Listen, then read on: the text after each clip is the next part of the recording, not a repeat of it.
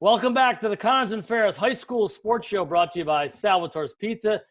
Jeff DeVeronica here with my co-host Steve Bradley, and really excited to have on our specialties hotline the husband and wife tandem from HFL, the queen and the king of soccer there, Mike Merrill and Chrissy Merrill join us now. Hi guys, how are you? Good, how are you? Good, Jeff. So we're recording this earlier in the week, folks. We're hoping that your teams will be undefeated as people hear this on Saturday morning. The HFL girls are 9-0 as we record this. HFL boys are 8-0. So 2 matches left for Mike in the regular season and 1 for Chrissy's girls team. But congrats on what you've done so far this season. I don't think either team's ever gone this far undefeated at the same time, right? I know you had an undefeated Not at regular the same season. time. Yep. Not at the same time ever. So my first question is, you have an 11-year-old son, a 9-year-old daughter, and a 7-year-old son. Where are the kids right now if you're home? Where are they? Who's watching the kids? That's a great question. They're downstairs allegedly doing their homework. So this will be a really crazy question. Now I'll let Steve ask some good ones here. How do you guys do this? How do you pull off being coaches in the same season? And Mike, you're from Syracuse, right? Correct. Chrissy, you're from Long Island. I'm assuming there's no in-laws here, right? Or My folks live in the area. They moved to Mendon from Syracuse, so they're very helpful. So how do you do it? How do you balance those? How much you juggle? I mean, who cooks? It's definitely a juggling act. A lot of organization. We have a calendar, so we know who's going where and at what time, who needs to get picked up, brought to practices, because our kids still have stuff of their own going on. And typically we try to stagger our practices. So one of us has practice right after school, and the other person's getting kids off the buses, coming home and starting homework and things like that. And then we kind of trade off. So somebody has an evening game or an evening practice while the other one's home doing dinner, packing lunches, and putting kids to bed. So it's definitely a juggling, and it's a couple busy months for sure. So how beneficial is it to the whole family dynamic that you have a passion for soccer? I mean, it seems like soccer might be, right at the center of everything. You both have it, very important to you. And, coaches talk all the time about trying to create a family atmosphere with their teams. Is that what you guys do? And in a case it really isn't creating, it really seems like that's what it is. Yeah, I mean, I think the way to make it work for us is to bring our kids to the game too. I mean, to include that in there. They're ball boys, ball girls. And, I think the kids enjoy being around the older players and watching them. And, it is kind of that type of atmosphere between the boys and girls team, I believe. Yeah, I think for our kids, they've only known us as coaches. So they've always just been there right from the start. So they've either been born while we were coaching or just kind of were brought along the way. So they don't really know any different, and they do really enjoy it. 2020 being 2020, what, wrinkles have been thrown in this fall that weren't there in the past, and how have you had to adapt? I got one term for you: hybrid learning. After this interview, it's 7:30 in the evening. We'll tuck our kids to bed. This is one of the first nights we've been home together in the same night. And here we are doing a radio interview. And it'll be followed by 2 hours of preparation. Chrissy teaches math, and I teach social studies. So we'll be cracking that open at about 9 p.m. tonight. And so that is another twist in this whole 2020 thing for us as teachers, and I think for the kids as athletes too. Half of our kids are remote learning one week and playing, in school the other week. So that's another thing that's been an interesting aspect. So Steve might not know this. I know this because I know a little bit about HFL because I work with a guy whose family goes there. HFL does 1 week on for their school kids in school and 1 week off. So that's kind of what you're talking. Yeah. Except the kids that are off they're live synchronous with us. So at all times we actually have the whole class, but half are live in front of us, half are live on their computers at home. And so far things are going well. So far so good. Going great. And on the field, this is your 15th year for each of you. The boys have outscored opponents 32-2, 5 shutouts in the 8 victories so far as we record this.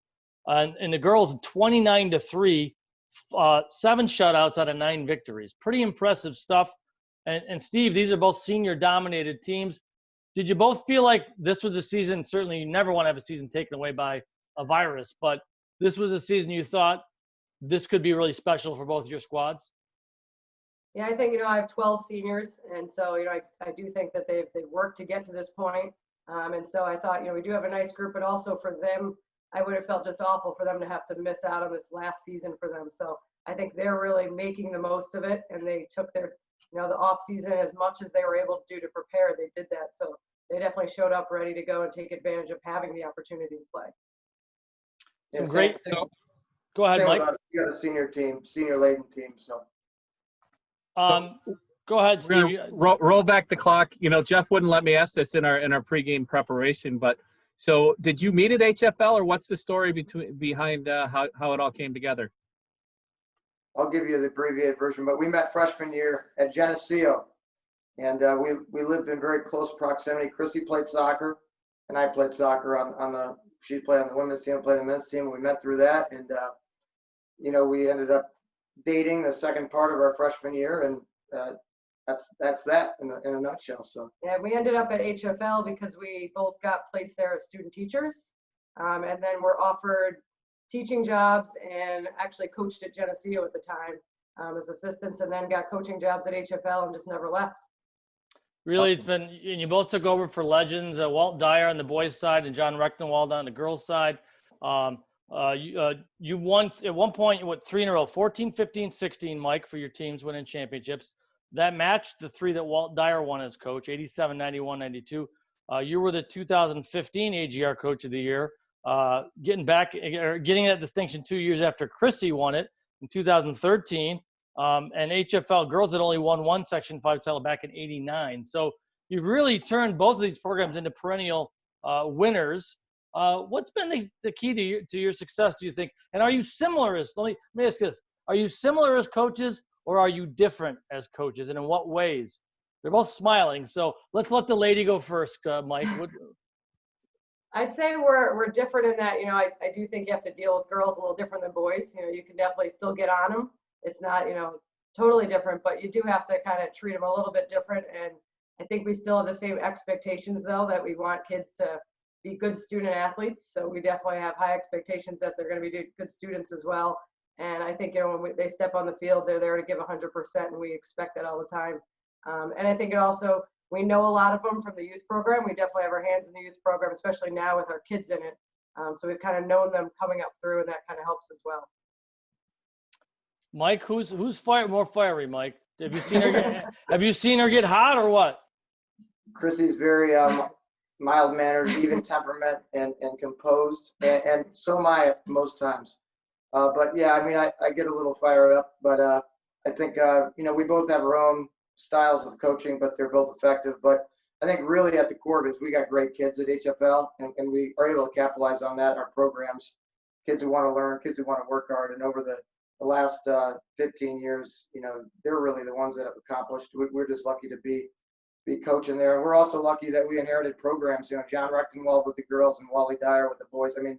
They did phenomenal jobs, whether you want to measure that in sectional championships or not. They both were wildly successful, winning hundreds of games. So I think that we walked in with a really good foundation. Obviously, there's a little ebb and flow at a school our size, being one of the smaller Class A schools, but we've been very fortunate to be at HFL, both teaching and coaching. We're just heading into sectional play, and at the beginning of this year, with all the uncertainty as whether anybody was going to play, so many people said, we're just happy to have a season.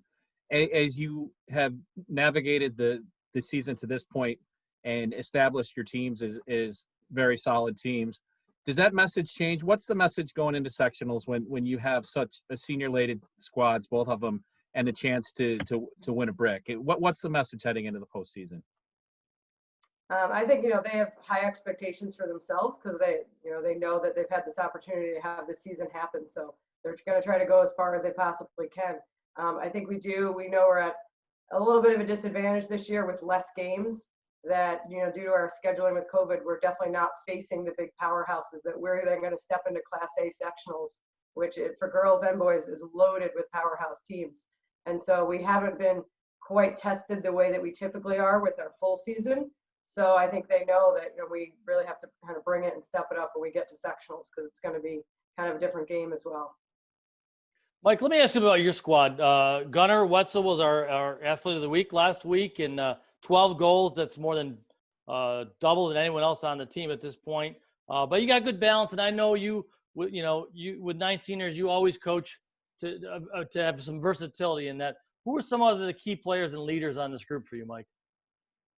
We have a number of seniors who've really experienced, but our center back, Tyler Terwilliger, has been there for 3 years. He really studies us in the back defensively.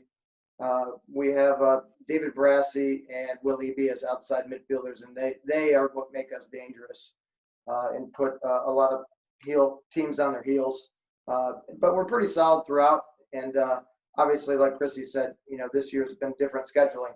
Normally we play Mendon, Sutherland, Brighton, and we've avoided those guys this year. So it'll be interesting to see when we run against them how those boys handle. But there's a number. I could probably keep going on, but everybody's pretty steady. We don't have any superstars, but we do have a lot of players that complement each other in different positions. Chrissy, how about your team? Who are some of the players that we should keep our eye on as the season goes on? Well, we have 12 seniors, and a number of them do start for us. And we have a very talented goalie, Mari Spitz, who was an all-state goalie last year. And she hasn't been tested a ton, but she is a great athlete in there and really talented goalie that backs us up. We also have 3 underclassmen that start for us, one being Maria Karaputis, who's been lighting it up. She's got, I think, 11 goals at this point. She's only a sophomore. She's very talented and very dangerous offensively. But she's got a lot of players around her that complement her. Isabella Woloshuk's also a sophomore, and Kaylee Annesy's a junior, and they're great playmakers with her. Couple of dangerous forwards up top, seniors Liana Torpy and Paige Brent. And then in the back, we've got some great athletes with Shayla Torpy, Emma Calcani, who's heading to play lacrosse at Cornell, is just a great athlete. Then obviously a couple other seniors, Elise Lupacella and Maggie Adams. So we're pretty strong, I'd say, all over, just some real good athletes, and they really just have a good team chemistry together. Well, I'm not going to ask for the wedding photo, but you are our G&G Fitness Coaches of the Week. We're going to put it together, one combined winning of the award. There's no other husband and wife tandem that I know of that's undefeated at this point in the season. Actually, I don't know of another husband and wife tandem that coach at the same school right now for soccer. So congratulations. That award goes to you, not because you're undefeated, honestly. It's because I'm sure there's been many times where you could have said, hey, one of us has to give this thing up. But you do it because you love it. You love the sport. You love working with the kids. You've got your own kids. There's a lot to balance. But do you see at any point where you might, one of you has to say, one of us has to stop doing this? Or do you think you can carry this all the way through? Great question, Jeff. I wish I knew the answer. There's certain nights we go, we must be insane. But once you get past it, you realize how much fun it is working with the kids and how much we love soccer. And those moments of where you go, wow, man, we're taking a lot on. But there's a light at the end of the tunnel, which hopefully is in about 3 weeks. But and you take a break and you reflect on the season, and you're grateful for the opportunity you get to coach the kids. I know you do more than just during the fall season, but it's obviously really a grind for 2-3 months, right, in the fall. So and there's 9 other months in the year, so you guys can keep doing it. Hey, Mike Merrill, Chrissy Merrill, congratulations on the award and on the great season so far. Who knows, maybe a double brick down in HFL. Thanks for joining us on the Connors and Ferris High School Sports Show. Thanks for having us. Thank you, Jeff. Thank you, Steve. We'll go to our next break, and thanks for listening right here on Fox Sports 1280.